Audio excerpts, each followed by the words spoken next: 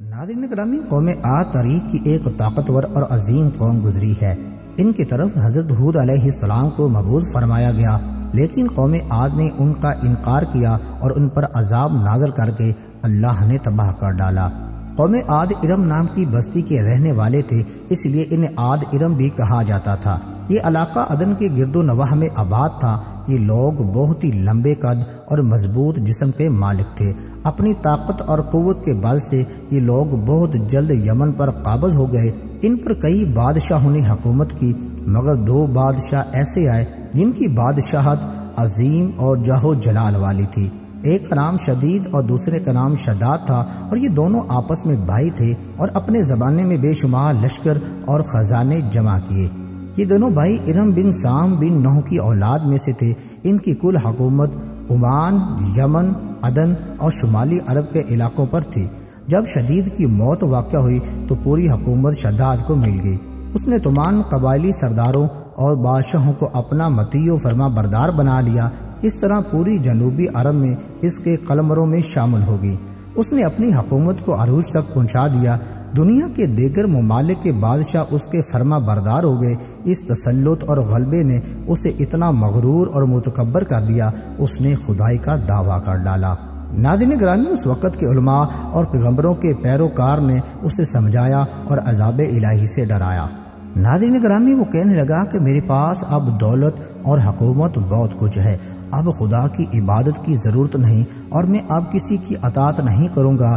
شداد نے حضرت ہود علیہ السلام کی زبان سے سن رکھا تھا کہ جنت کیسی ہوگی اور اس کی نعمتیں اور خوبصورتی کا کیا عالم ہوگا، اس لیے اس نے زمین پر جنت بنانے کا فیصلہ کیا۔ وہ کہتا تھا مجھے اس جنت کی ضرورت نہیں جو خدا نے بنائی ہے، ایسی جنت تو میں خود دنیا میں بناؤں گا۔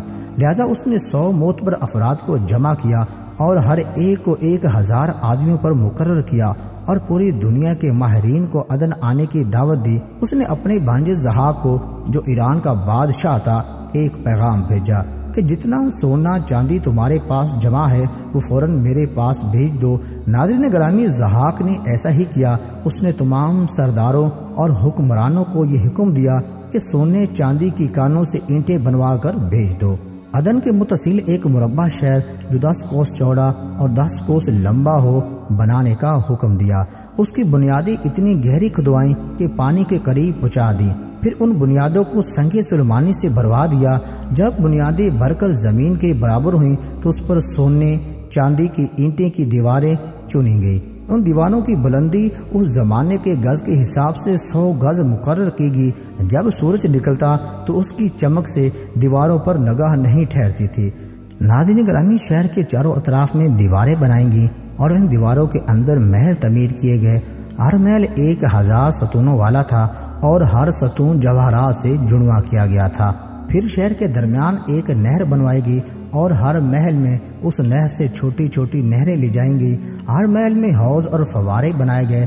ان نہروں کے دیواریں اور فرش یاقوت، زمرد، مرجان اور نیلم سے سجائیں گئی۔ نہروں کے کناروں پر ایسے مصنوعی درخت بنائے گئے جن کی جڑیں سونے کی شاخیں اور پتے زمرد کے تھے اور ان کے پھل موتی اور یاقوت کے اور دوسرے جواہرات سے بنوا کر ٹانگ دیے گئے تھے۔ شہر کی دکانوں اور دیواروں کو مشک اور زعفران اور امبر و گلاب سے سیکل کیا گیا تھا۔ یاقوت، جواہرات کے خوبصورت پرندے چاندی کی اینٹوں پر بنوائے گئے اور ان کے اوپر پہرے دار بٹھائے گئے۔